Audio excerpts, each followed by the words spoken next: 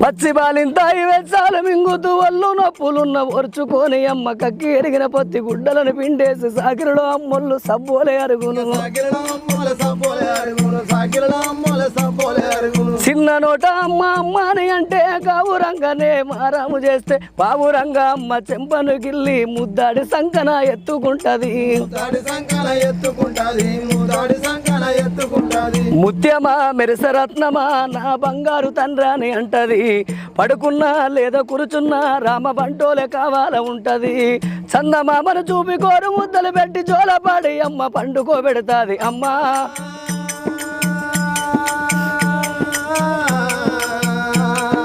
కమ్మనైనా అమ్మ పాట వింటే ఎంత మధురమో